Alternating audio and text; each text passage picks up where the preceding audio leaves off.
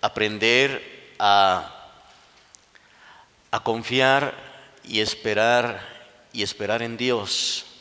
Amén.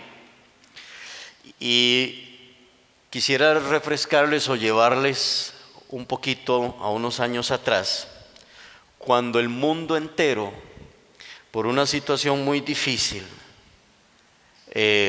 por el tema de la pandemia, el mundo entero pasó por una situación muy difícil. Muchas personas perdieron a sus seres queridos, y entre esos mi familia. Mi hermano perdió a su esposa, una cuñada muy querida, muy amada, y por causa de la pandemia, la esposa de mi hermano murió. Y quizás algunos de aquí tengan también que levantar la mano y decir: en la situación de la pandemia también perdimos a un ser querido.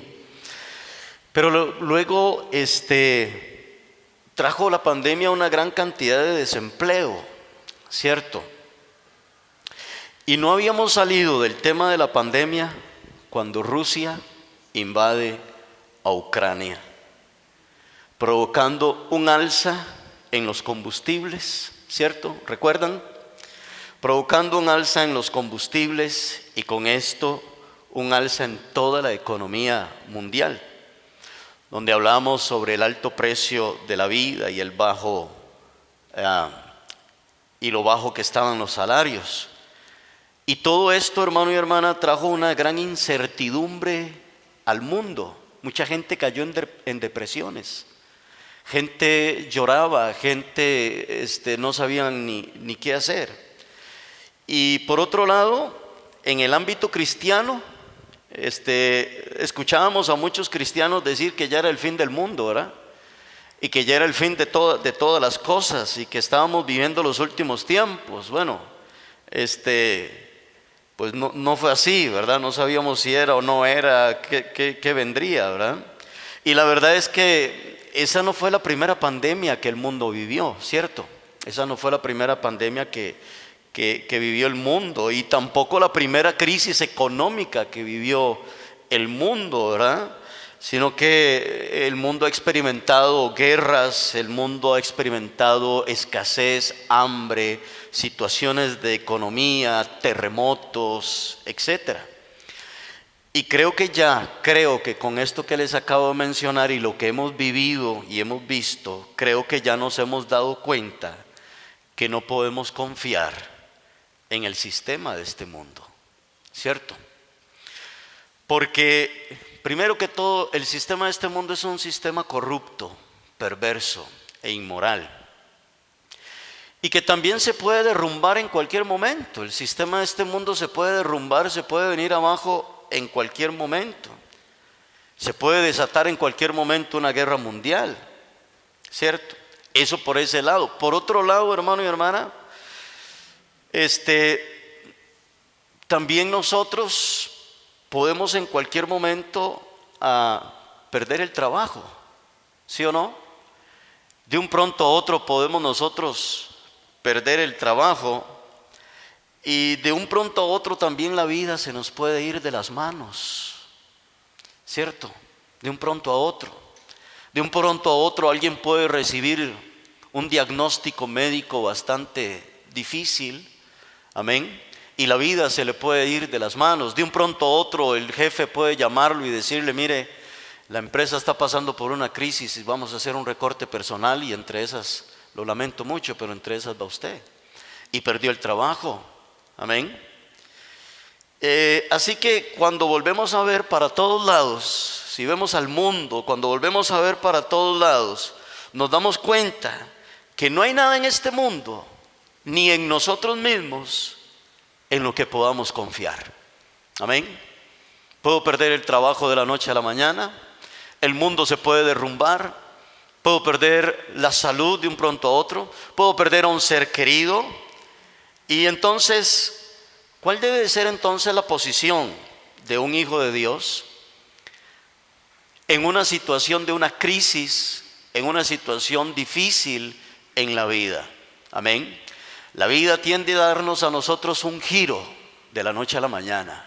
De un pronto a otro podemos recibir una llamada, una mala noticia, que ninguno de nosotros la esperaba, ¿cierto? Que no la esperábamos y que de un pronto a otro, hermano y hermana, podemos recibir una mala noticia. Amén. Nosotros perdimos a nuestra mamá el martes. El martes murió mi mamá con 91 años. Y nosotros en nuestra casa teníamos un rol de cuido para con mi mamá. A mi hermano William le tocaba los lunes, a mi hermano a mi hermana Yamilet le tocaba los martes, y así sucesivamente. Amén. Cuando yo llegué, el día que me tocaba a mí, encontré a mi mamá que no podía hablar, expresarse. Y yo dije, ¿qué pasó? Pues le habían dado 2 infartos cerebrales. Empezó a perder la movilidad de su mano, de su parte derecha. Eso fue algo inesperado, eso fue un golpe de la noche a la mañana y la salud de mi mamá se complicó, y eso fue el 17 de septiembre y ella muere el 7 de octubre. La vida es así. Amén. La vida es así. Una señora que se congregaba en la iglesia donde yo antes estaba, me dijo que llamó al hijo para que llegara a almorzar a la casa. Y el hijo le dijo, sí mamá, gracias por la invitación, llego a almorzar.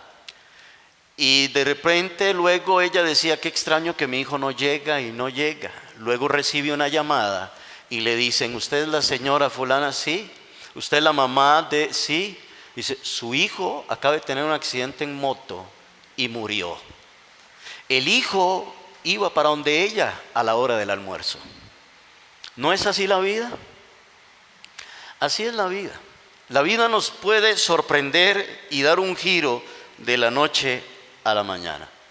Pero ¿cuál debe de ser la posición de los hijos de Dios al enfrentarnos a situaciones, hermano y hermana, donde no podemos hacer nada más que confiar en el Señor y saber esperar en Él? ¿Estamos de acuerdo? Y cuando hablamos de confiar, hablamos de poner nuestra esperanza en algo o en alguien, ¿cierto?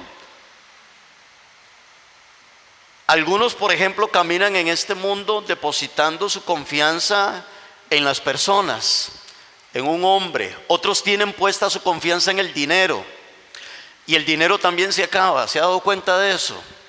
Y otros ponen su confianza en la salud, pero la salud también se acaba. En las promesas de un jefe, que de repente el jefe mañana le dice, sí, yo le dije eso, pero ya no, ¿cierto?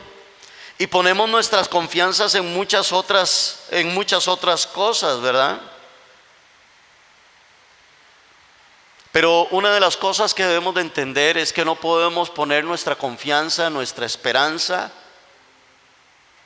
en algo que no es eterno. Nuestra confianza y esperanza tiene que estar puesta en el Señor. Él es eterno, Él es fiel, Él es leal, Él es soberano, Él no falla, hermanos. Amén. Y una vez dicho esto, quiero que abra su Biblia en el Salmo 40, un salmo muy conocido, hermano y hermana, por muchos de nosotros, pero quisiera que le echáramos una leída, una ojeadita al Salmo 41. Dice el salmista, pacientemente esperé a Jehová, y se inclinó a mí y oyó mi clamor, y me hizo sacar del pozo de la desesperación, del lodo cenagoso. Puso mis pies sobre peña y enderezó mis pasos. Puso luego en mi boca cántico nuevo, alabanza a nuestro Dios. Verán esto muchos y temerán y confiarán en Jehová. Bienaventurado el hombre que puso en Jehová su confianza y no mira a los soberbios ni a los que se desvían tras la mentira. Has aumentado, oh Jehová Dios mío, tus maravillas y tus pensamientos para con nosotros. no es posible contarlos ante ti. Si yo anunciare y hablare de ellos, no pueden ser enumerados. Amén. Veamos este salmo, hermanos. En este salmo, David expresa cómo se siente. David está atravesando un momento de desesperación en su vida. ¿Ha atravesado usted algún momento de desesperación en su vida? ¿Sí? ¿Se ha sentido en algún momento desesperado o angustiado? Me imagino que sí. ¿Cuántos de los que están aquí han llorado? Yo he llorado mucho. Amén. Y yo he estado, hermano y hermana, en muchas ocasiones, en momentos de incertidumbre. Yo personalmente he estado en momentos donde he llorado, donde he caído en momentos de desesperación. Amén. ¿Se ha enojado usted alguna vez? ¡Qué santos, hermanos! ¿Ah? Voy a hacer la pregunta otra vez. ¿Se ha enojado usted alguna vez? Yo también me he enojado. Y hemos tenido malas reacciones, ¿sí o no? En un momento de desesperación. Amén. ¿Le han llegado pensamientos de tomar decisiones equivocadas? ¿Sí? Claro que sí. A todos los hijos de Dios nos pasa eso. Los hijos de Dios sí pasamos por momentos de desesperación.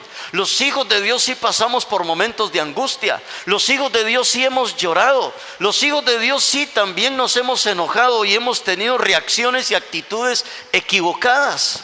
Sí nos pasa eso a todos nosotros, los hijos de Dios. Y los momentos de desesperación son momentos sumamente peligrosísimos.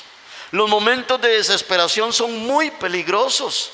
Debemos de procurar no ser dominados por la desesperación, ni tomar decisiones en momentos en los que estamos desesperados. Tomar decisiones en un momento de desesperación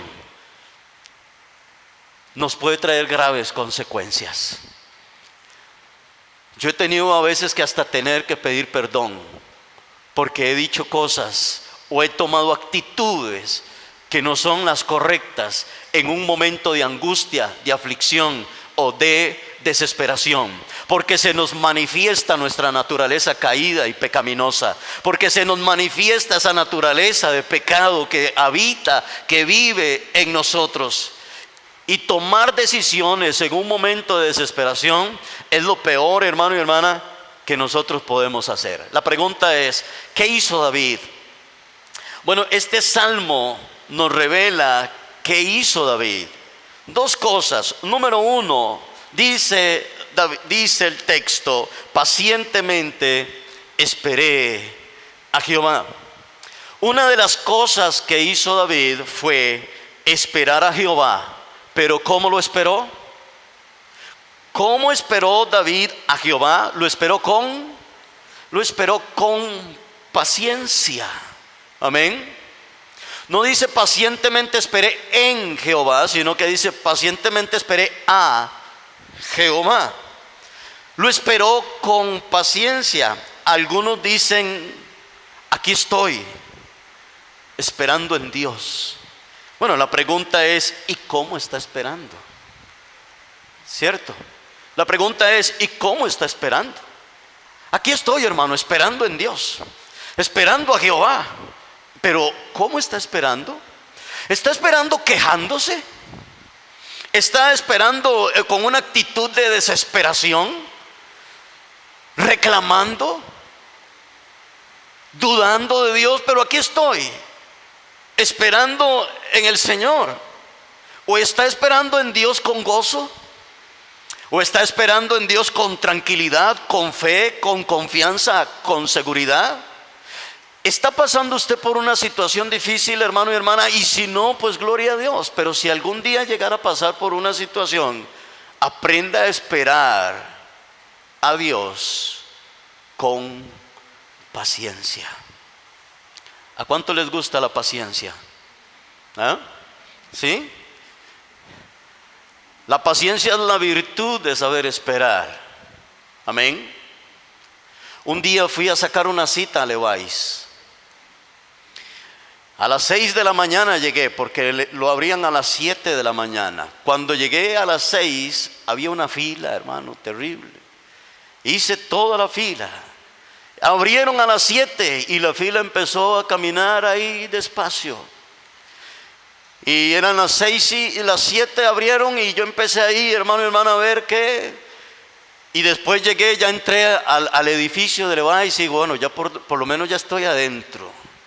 Y después empezó la fila en sillas. ¿Cuántos dicen? No sé a Levi's donde usted va, pero a Levi's donde yo voy, en sillas. Y entonces ya nos íbamos corriendo y corriendo y corriendo. Al final llegué como a las 7 y algo, 7:40, 7:30 y algo, a la ventanilla de la muchacha. Y me siento y me dice la muchacha, ¿a qué viene? Y le digo, vengo a sacar una cita. Me dice, disculpe, ya no hay citas. Ya no hay. Le digo, no puede ser, desde las 6 de la mañana. Y me dice, ya no hay. Tiene que venir mañana. Y le dije a la muchacha, tanto nadar para morir en la orilla, ¿eh? Y al final, pues, a venir al siguiente día. La paciencia, el saber esperar, hermano y hermana, no es fácil. De hecho, la paciencia es un fruto del Espíritu. Amén. La paciencia es un fruto del Espíritu. Pero, ¿cómo está esperando usted a Dios? ¿Cómo está esperando la respuesta de Dios en su vida? David dice, pacientemente esperé a Jehová. David estaba esperando a Dios con paciencia. David esperó el tiempo de Dios. Porque como todos sabemos, Dios tiene un tiempo. ¿Cuántos dicen amén? Dios tiene un tiempo para todo. Y debemos de confiar de que Él está obrando, que Él está trabajando. ¿Cuándo va a responder? No lo sé. Al menos yo tengo 10 años de esperar una respuesta de Dios. Tengo 10 años de estarle pidiendo a Dios por una respuesta. Tengo 10 años de doblar mis rodillas todos los días y decirle al Señor, Señor, sigo esperando y confiando en tu respuesta. Sigo esperando y confiando en ti. 10 años tengo yo. No sé cuánto tiene usted. Amén. Mi mamá pasó 50 años orando por mis hermanos y murió teniendo la fe y la confianza de que todos sus hijos vendrían a los pies de Cristo. Amén. Aleluya. Ahora, tenemos que aprender a descansar en la soberanía de Dios. Tenemos que aprender a descansar en esa soberanía de Dios, que Él tiene el control de todas las cosas, que Él sabe lo que hace, cuándo lo hace, con quién lo hace y por qué lo hace. No es verdad, hermano y hermana, seamos sinceros, no es verdad que quisiéramos que Dios hiciera todo como lo que nosotros pensamos. No es verdad, hermano y hermana, que quisiéramos que Dios hiciera todas las cosas en mi tiempo, cuando yo lo pido, cuando yo lo quiero. No es cierto, hermano y hermana, pero no es así, porque Dios no es nuestro servidor. Dios no está ahí para hacer todo lo que nosotros le digamos, ¿cierto? Debemos de ubicarnos muy bien quién es Dios y quién soy yo. Pero en nuestra naturaleza humana quisiéramos, hermano y hermana, que Dios hiciera las cosas como nosotros quisiéramos y que nos contestara en el tiempo que nosotros quisiéramos que lo haga. ¿Es verdad, sí o no?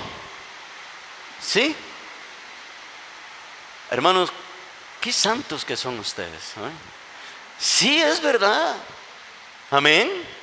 Pecamos con eso, nos desesperamos en eso, pero tenemos que reconocer que tenemos limitaciones, que no sabemos las cosas que vendrán mañana y que lo mejor es esperar y confiar en el Señor. ¿Sabe usted qué vendrá mañana? No, yo tampoco. ¿Lo sabe el Señor? Sí. Mejor confío en Él. Mejor espero en Él, porque yo no sé qué vendrá mañana, no sé qué vendrá más tarde. Mejor confío en Él y descanso en su soberanía, y descanso en su gracia, en su amor y en su bondad y en su misericordia. Las cosas son mejores en el tiempo de Dios, y es aquí donde debemos de cerrar nuestros ojos y confiar plenamente en el Señor y saber esperar. ¿Cómo se espera? ¿Con qué? Esperamos con paciencia. Amén. Lo otro que hizo David fue que clamó a Dios. Dice, pacientemente esperé a Jehová. Y lo otro que hizo David fue, hermano y hermana, que clamó a Dios. La oración es sumamente poderosa en medio de un momento de desesperación. Después que hemos orado, después de que usted se haya ido a meter a su cuarto a orar y a derramar su alma y sus lágrimas delante del Señor, después de que hemos orado, vendrán sobre nuestras vidas una certeza de confianza. Vendrá sobre nuestra vida la seguridad en Dios. Estoy seguro que la mujer o el hombre que entró a orar no es el mismo hombre y mujer que sale de ahí. Estoy plenamente seguro que el que entró afligido y angustiado sale de la presencia de Dios con confianza, con fe y con el gozo del Señor sobre su vida. Estoy seguro de eso. Lo digo por experiencia, y me imagino que usted también lo ha vivido. En muchos salmos encontramos a David refugiándose en la oración, y en los evangelios encontramos a Jesús orando y enseñándole a otros sobre la importancia de orar y no desmayar. Y es que es ahí, hermano y hermana, en el cuarto de la oración, donde nuestra alma encuentra refugio en Dios. Es ahí en el cuarto de la oración donde nuestro espíritu se renueva, donde nuestros pensamientos se aclaran. En la oración es donde somos quebrantados por el Espíritu Santo de Dios. Es ahí en la oración donde tomamos nuevas fuerzas en el Señor. Es en la oración donde presentamos todas nuestras necesidades delante del Señor. Pero también es el lugar donde nos humillamos y reconocemos que no tenemos las fuerzas en nosotros mismos para enfrentar las crisis que necesitamos y que necesitamos al Señor en nuestras vidas. Es ahí en la oración donde nos rendimos, donde levantamos nuestras manos al Señor y le decimos: Señor, yo solo no puedo. Necesito tu fortaleza, tu ayuda, tu refugio, Señor. Es donde reconocemos lo débiles que somos. Es en la oración donde reconocemos lo vulnerable que somos y que no podemos hacer nada sin la ayuda del Señor. Y una vez que David toma estas dos actitudes, esperar en Dios pacientemente y clamar a Él, viene entonces la respuesta de Dios. Escúcheme lo que le voy a decir esta mañana, hermanos. Una buena actitud es de suma importancia ante un momento de desespero. Amén. Una buena actitud. Una mala actitud lo que hace es rezagar lo que Dios va a hacer. Yo a veces pienso que Dios dice: hasta que usted aprenda, como el papá al hijo, ¿cierto o no? Hasta que usted aprenda a esperar, ¿cierto? Ahorita tenemos a nuestro nieto en una formación de disciplina, ¿verdad? Hasta que usted no recoja las medias, el pantalón que se quitó, lo ponga en el balde de la ropa sucia, recoja y esto y lo otro, y no deje. Hasta que no puede salir a jugar, no puede jugar ¿cómo se llama? Que se ponen ahora los juegos con los compañerillos y todo eso del celular. Y entonces yo me imagino a veces a Dios diciendo: hasta que usted no aprenda a tener una buena actitud ante esta situación que usted está atravesando, ahí lo voy a dejar un rato, ahí lo voy a dejar un tiempo, hasta que aprenda a tener una buena actitud. Amén. Mientras esperamos en el tiempo de Dios, mientras esperamos la respuesta de Dios, nuestra actitud debe de ser seguir amando a Dios, sirviendo a los demás y predicando el evangelio a las demás personas. Mientras estoy pasando por una crisis, sigo amando a Dios, sigo sirviendo al Señor y sigo evangelizando y predicándole a otras personas de Cristo. Pero algunos, cuando están en crisis, pierden la amabilidad.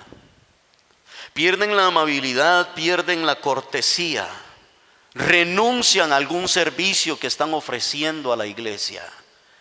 Ya no voy a servir más. ¿Por qué? Estoy pasando por una situación. Amén. Y yo nunca he entendido eso, hermanos. La verdad, nunca lo he entendido. Nunca he entendido qué tiene que ver la crisis con seguirle sirviendo al Señor. No lo he entendido. ¿Por qué renuncian? ¿Por qué dejan? ¿Por qué sueltan lo que Dios puso en sus manos? ¿Cuántos alaban el nombre del Señor? No aprendimos a Cristo, hermano y hermana. No aprendimos a Cristo a cargar la cruz, a seguir adelante. No aprendimos a Cristo, hermano y hermana, en medio del sufrimiento, seguir adelante. No es Él nuestra inspiración, nuestra motivación. Debemos de aprender a Cristo, hermano y hermana. Amén. Pablo, escribiéndole a los filipenses en el capítulo 4 y en el versículo 5, donde Pablo en el 4:4 les dice: regocijaos en el Señor. ¿Cuántos dicen amén? Y otra vez les digo: regocijaos. Pero en el versículo 5 Pablo les dice: vuestra gentileza sea conocida de todos los hombres. El Señor está cerca, les dice Pablo a los filipenses. Y uno dice: ¿por qué Pablo les dice vuestra gentileza sea conocida? Antes les dice: regocijaos en el Señor, y otra vez les digo: regocijaos en el Señor. Vuestra gentileza, vuestra amabilidad sea conocida de todos los hombres. Porque cuando estamos en una crisis, y en el caso de la iglesia perseguida, de la iglesia primitiva del primer siglo, era la persecución. Que aquellos que los persiguen, que aquellos que los ultrajan, que aquellos que les hacen daño, que aquellos que los meten en las cárceles, vean en ustedes siempre la gentileza de Cristo. La gentileza del Señor, la vean siempre en ustedes. Que cuando yo esté atravesando una crisis, y quizás usted tiene un compañero de trabajo, un jefe, un vecino un poco complicado, que él vea siempre la amabilidad de Cristo reflejada en la vida suya. Que no perdamos, hermano y hermana, la amabilidad del Señor en medio de una crisis. ¿Cuál es mi actitud? ¿Cuál es la actitud suya cuando estamos pasando por un momento difícil? ¿Cuál es su actitud hacia su esposa, hacia su cónyuge? ¿Cuál es su actitud hacia sus hijos, hacia su compañero de trabajo? Yo tuve un compañero de trabajo bien difícil, sumamente difícil, usado por Dios para formarme a mí la paciencia y el carácter. Amén. Sí, hermano. Y yo llegaba a mi casa y le contaba a mi esposa: viera qué compañero tengo. Pues Gaudí compró un paquete de tapitas de chocolate, y todos los días me daba una tapita de chocolate y me decía: tome, para que se la regale a su compañero. Y yo decía: ¿verdad? Y todos los días yo llegaba donde José y le decía: José, buenos días. Buenos días. Así con José, yo le traje esta tapita de chocolate. ¿Sabe, hermano? No era tanto darle a José una tapita de chocolate, era vencer a Jerry. Era vencerme a mí. ¿Sí me explico? Era vencer mi naturaleza caída, pecaminosa. Mi actitud frente a una situación es de suma importancia, hermano y hermano. Amén. Dice David que una vez que esperó en Dios y clamó a Él, entonces, dice el texto, dice David, que Dios lo sacó del pozo de la desesperación, del lodo cenagoso. Esta es la condición en la que se sentía David, dentro de un hueco. David no era que literalmente estaba metido ahí, sino que él se sentía en esa condición, metido dentro de un hueco, en medio de un barrial, hermano y hermana. Amén. La palabra cenagoso se usa para describir algo que está lleno, abundante, atestado de barro o de lodo. Por lo que cenagoso lo podemos usar, hermano y hermana, para señalar un pantano, algo que tiene barro en exceso. Amén.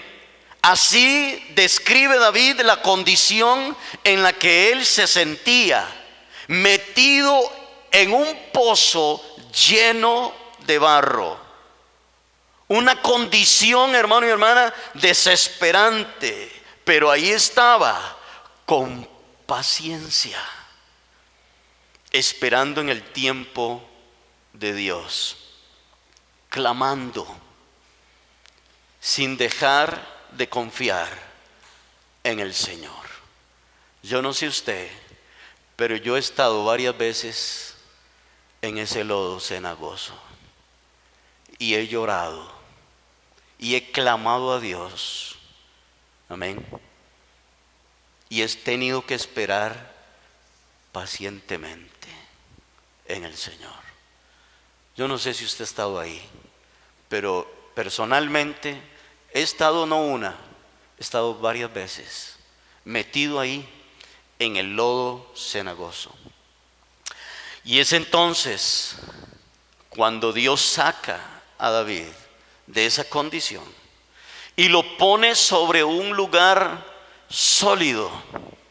Después de estar en un lugar resbaladizo, como lo es el lodo, en un lugar inestable, el Señor lo toma y lo pone sobre peña. Dice así el texto, ¿no? Y lo pone sobre una roca, lo pone sobre peña, sobre un lugar firme, y le endereza sus pasos, dice David.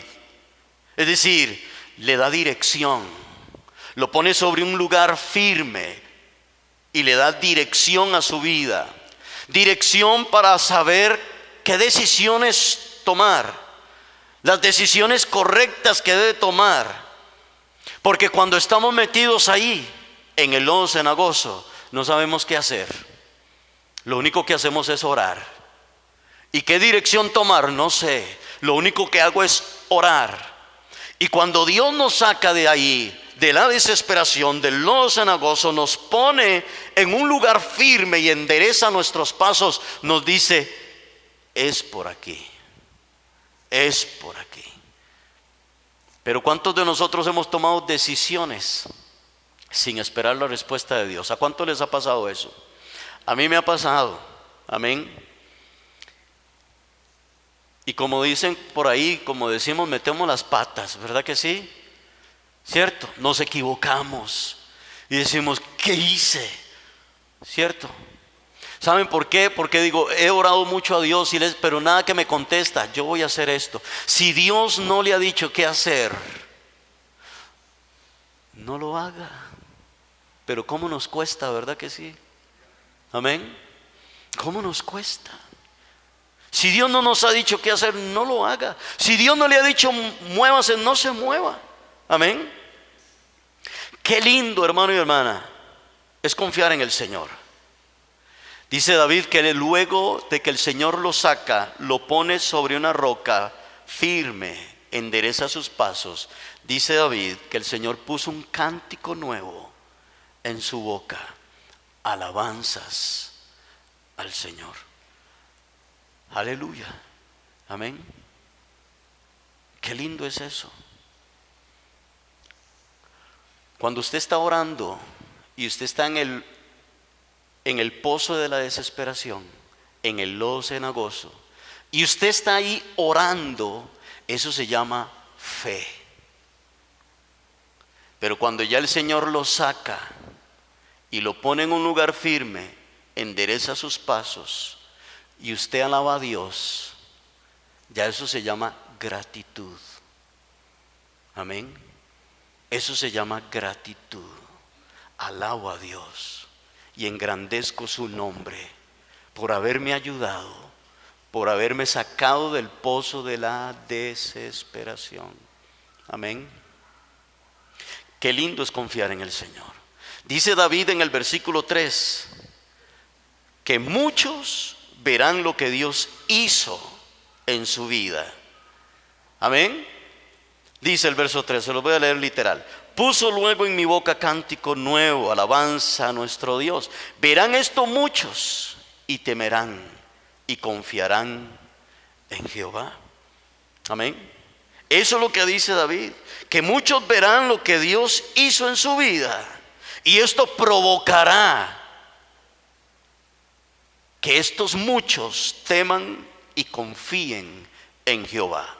Digo, hermano y hermana, cuán importante es esto, que muchos vean lo que Dios está haciendo en su vida. Porque cada uno de nosotros debemos de ser un testimonio de la gloria de Dios en nuestra vida. Y que muchos vean lo que Dios está haciendo en nuestra vida.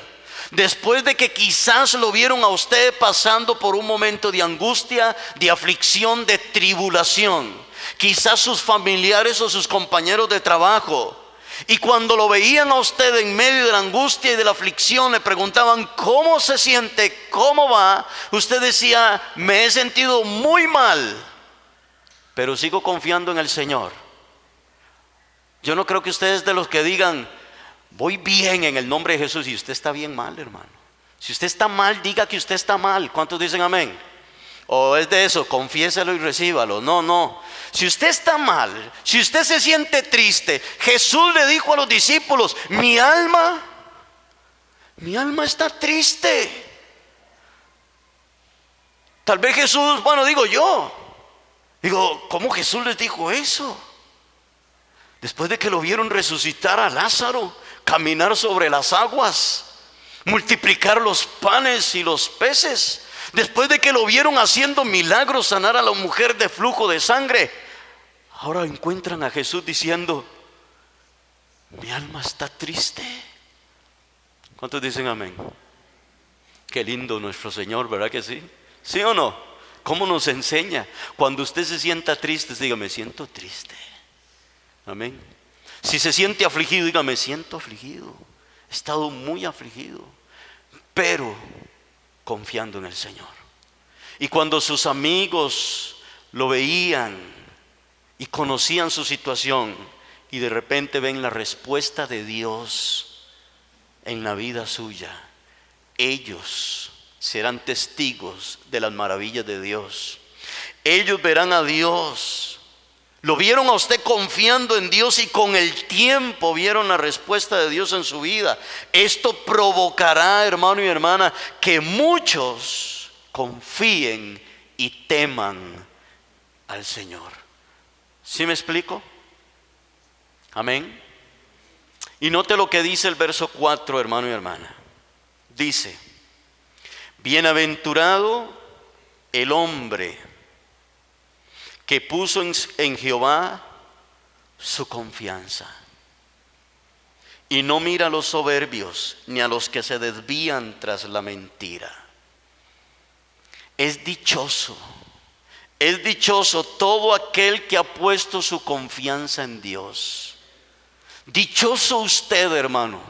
Dichosa usted, hermana, que en el día de la angustia y de la aflicción su confianza ha sido el Señor. Dichoso usted que ha aprendido a esperar y a confiar en el Señor. Dichoso, bienaventurado. Dios te ha bendecido, Dios te ha dado la fe, la confianza, la certeza. Dichoso usted, dichoso todo aquel que ha puesto su confianza en Dios. Y el que ha puesto su confianza en Dios no tiene por qué estar viendo a los soberbios. Aquel que piensa que no necesita a Dios en su vida. Usted, que es dichoso, que es bienaventurado el hombre que confía en Jehová, no debe de estar mirando a los soberbios, que piensan que no necesitan a Dios en su vida. Aquel soberbio que piensa que es autosuficiente, es aquel que confía en sí mismo. Y que piensa, hermano y hermana, que todo lo que ha logrado lo ha alcanzado y lo ha logrado en sus propias fuerzas. Su soberbia lo lleva a ser de sí mismo su propio Dios. No así los que confían en el Señor. No así los que se humillan delante de Dios todos los días ante su presencia y reconocen que sus vidas están en las manos del Señor. No así aquellos que se humillan delante de Dios y reconocen que son débiles y que necesitan la fortaleza de Dios para con sus vidas. No tenemos que ver al soberbio, el que se jacta de lo que ha logrado y de lo que ha alcanzado por sí mismo. No tenemos que mirarlos a ellos. Tenemos que seguir siendo dependientes del Señor y reconocer las palabras que dijo el Señor Jesús allá en San Juan 15. Separados de mí, ustedes no pueden hacer nada. Es reconocer, hermano y hermana, que aún en las cosas más pequeñas de nuestra vida, ahí está Dios. En el plato de comida que tenemos al frente, ha sido el Señor quien nos ha proveído y quien nos ha dado lo que hemos necesitado. Amén. Así que no mires al soberbio, pero tampoco mires a quién. Pero tampoco mires a aquellos que se desvían tras las mentiras, que se desvían tras espejismos, que ponen su confianza en lo material o en cualquier otra cosa de este mundo que tarde que temprano se acabará. No, tampoco los veamos a ellos, hermano y hermana, que porque tengo un carro, que porque tengo esto, que porque tengo lo otro y cuentas en el banco y todo el asunto. Todo eso es espejismo, todo eso es gente que se va tras las mentiras, tras los engaños y los afanes de este mundo. Todo lo que este mundo te ofrece son mentiras, son espejismos para apartar tu confianza de Dios y tu esperanza en el Señor. No vayas tras esas mentiras. Ahora en el versículo 5 parece que David empieza a recordar todas las maravillas que Dios ha hecho en su vida y le dice: enumerarlas no puedo. Qué lindo. ¿Cuántos dicen amén? Yo creo que es bueno traer a nuestra memoria todas las cosas que Dios ha hecho en nuestras vidas. Y si nos ponemos a pensar bien, creo que llegaremos a la misma conclusión que llegó David. No podríamos contarlas. No podríamos, hermano y hermana, enumerarlas. Cuando usted esté pasando por algún momento difícil de su vida, es bueno que recuerde todas las victorias que Dios ha traído a la vida suya. Yo he estado, como les decía, en el lodo, en el fango cenagoso, y lo he tenido hasta la nariz, pero ahí he tenido que recordar de dónde también el Señor me ha ayudado, de dónde también el Señor me ha sacado. Amén. Tengo que recordar que Él sigue siendo mi refugio. que Él sigue siendo mi roca fuerte, mi escudo y el que levanta mi cabeza. Tengo que seguir recordando las maravillas, las cosas grandes que el Señor ha hecho en mi vida. En una ocasión estuve muy enfermo en el 2016. Tenía un dolor intenso. Duré 2 meses en una silla de ruedas, no podía caminar. Y de hecho yo ponía el despertador 15 minutos, porque llegué a entender que apenas 15 minutos podía estar acostado para poder tener las fuerzas de sentarme y pasarme sin dolor a la silla de ruedas. Entonces ponía el despertador 15 minutos y me despertaba y me levantaba rápido, porque si me pasaba más, me iba un dolor increíble, invadía mi vida para poderme levantar. Recuerdo que ahí discutí con Dios y le dije estas palabras al Señor. Yo le dije: si usted es mi Padre, así le dije, y si quieren me apedrean después de esto, pero le dije al Señor: si usted es mi Padre y usted es todopoderoso, y si yo soy tu hijo y tú me amas como dice tu palabra, ¿por qué no me quitas este dolor? Y le dije: porque si viniera mi hijo y yo tuviera el poder de quitarle un dolor que mi hijo tuviera, y yo estaría viendo a mi hijo sufrir con un dolor, yo no lo pensaría para quitarle ese dolor si yo tuviera el poder para hacerlo. Pero se lo dije con una arrogancia, se lo dije con un enojo, hermano y hermana, pero se lo dije de una forma.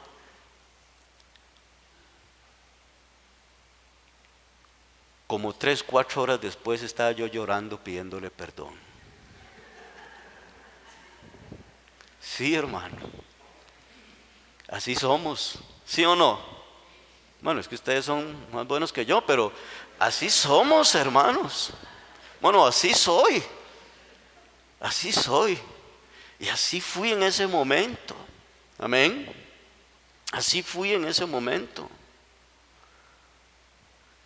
Pero recuerdo esas victorias y traer a nuestra memoria cómo Dios ha tenido misericordia, nos ha ayudado, nos ha levantado. En una u otra ocasión, nunca se le olvide a usted de dónde Dios lo sacó. Nunca se le olvide todo lo que Dios ha hecho en su vida y lo que sigue haciendo el Señor en la vida suya por su misericordia. Pero debemos de recordar esto siempre.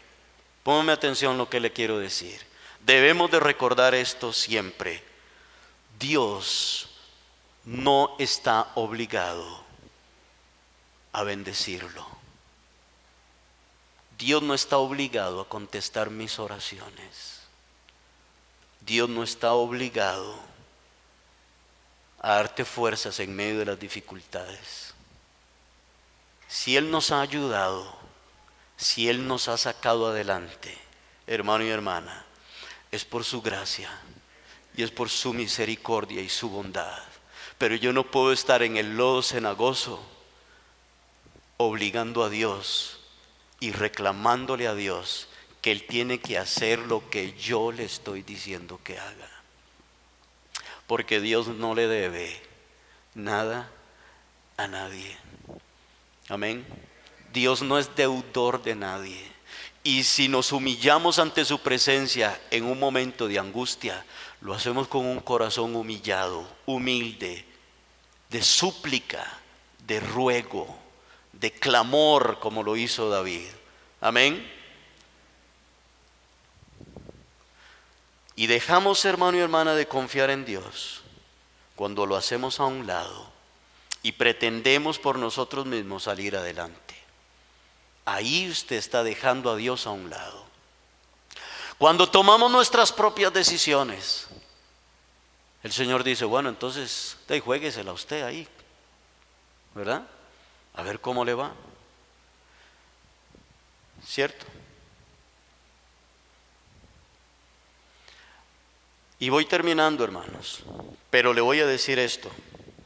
Algo importante Y escúcheme en esta mañana, como lo han hecho hasta ahorita, y muchas gracias. Pero algo importante, hermano y hermana, que quiero decirles, es que usted no puede confiar en alguien que no conoce. Usted no puede confiar en alguien que no conoce. Yo no creo que usted deje a su hijo en las manos de alguien que usted no conoce. Y yo no creo que usted le dé las llaves de su casa a alguien que usted no conoce. Para confiar en alguien, usted lo tiene que conocer. Para confiar en Cristo, para confiar en Dios, usted tiene que conocerlo. Tienes que conocerlo. Para que puedas confiar en Dios, tienes que conocerlo. Tienes que saber quién es Él. Que Él no sea para usted un Dios del que usted ha escuchado mencionar. Que Él no sea para usted el Dios de la historia. Ah, sí, yo sé quién es Jesús, aquel que vino, que nació en un pesebre y que murió y que sí, el que pues, Semana Santa, yo les he visto en la película. Ah, sí, sí. Usted el que conoce es al Jesús de la historia. Amén. Sino que usted verdaderamente haya tenido un encuentro con Cristo para poder conocer a este Dios del cual nos habla David, en el cual Él esperó pacientemente, en el cual Él confió mientras estaba en el pozo de la desesperación, en el lodo cenagoso. Amén. Hay tres cosas que nos hacen conocer a Dios: la oración, su palabra y las crisis nos hacen conocer al Dios que adoramos, al Dios que exaltamos. Y cuando usted va a la oración, te acercas más y más a Él y aprenderás a pasar más tiempo con Él, y te darás cuenta que no hay nada más especial en tu vida que pasar tiempo en su presencia. Y cuando leas su palabra, entonces aprenderás a escuchar su voz y sabrás cuál es su voluntad y lo que Él espera de ti.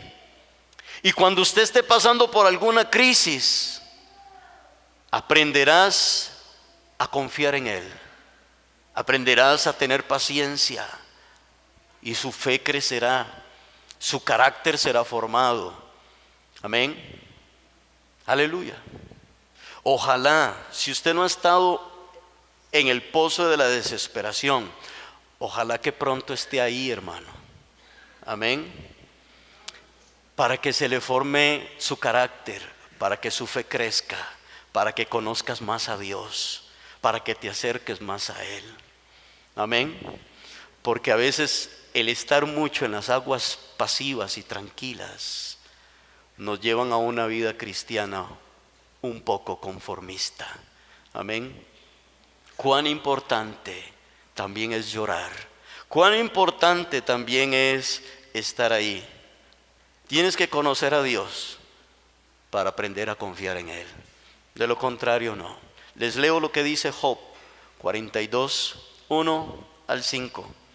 Dice: respondió Job a Jehová y dijo: yo conozco que todo lo puedes y que no hay pensamiento que se esconda de ti. ¿Quién es el que oscurece el consejo sin entendimiento? Por tanto, yo hablaba lo que no entendía, cosas demasiado maravillosas para mí que yo no comprendía. Oye, te ruego y hablaré, te preguntaré y tú me enseñarás. De oídas te había oído, mas ahora mis ojos te ven. Hermanos, todos conocemos la historia de Job, pienso que todos. Pero Job aún no entendía el porqué de su sufrimiento. Hoy todos nosotros lo entendemos, pues ya sabemos el fin de la historia, pero Job no lo sabía. Amén. Job no lo sabía. Pero Job llega a la conclusión de que Dios es un Dios grande, que no hay sabiduría que lo supere, que no hay nada imposible para él.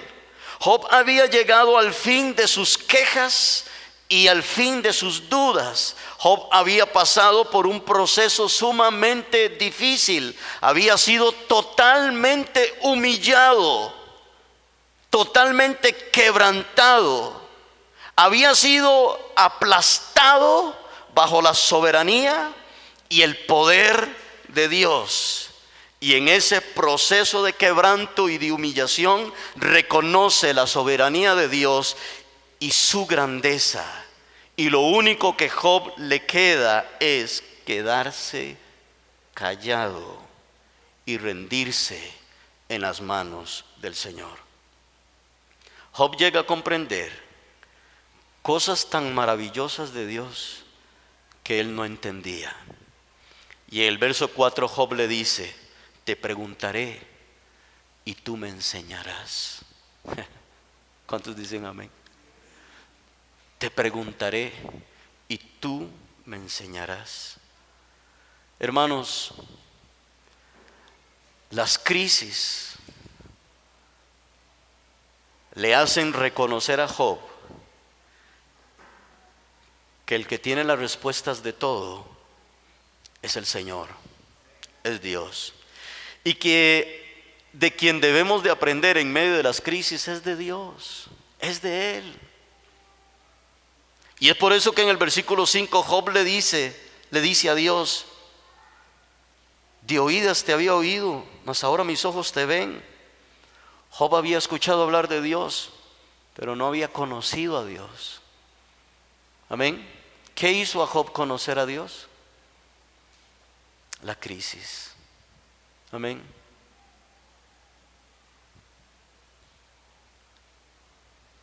¿Y qué es lo lindo de estos versículos que acabamos de leer de Job, hermano y hermana?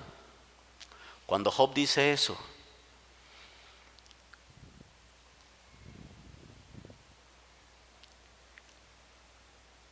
es que Job, aún estando enfermo, Job aún estando sin hijos, es decir, que cuando Job le dice todo esto a Dios, él aún está en el ojo del huracán, aún está metido en el lodo cenagoso, su crisis no se ha resuelto. Una vez más, cuán importante es nuestra actitud, amén, de confianza en Dios en medio de las crisis. Qué fácil es confiar en Dios cuando todo está bien. Qué fácil es venir y cantar y alabar a Dios cuando todo está bien. Amén. Pero hermano y hermana, ¿mantendremos esa misma actitud cuando estemos pasando por momentos difíciles? Esta tarde ya solamente quiero decirles, hermanos, que confíen en el Señor, confiemos en Dios. Amén. ¿Qué nos vendrá mañana? No lo sabemos. Esperamos que sean cosas buenas. ¿Cuántos dicen amén? Pero también nos pueden venir cosas difíciles. Sí, también. Amén. Confiemos en el Señor. Él es fiel. Amén. Y le voy a decir esto: que aunque usted muera o aunque yo muera,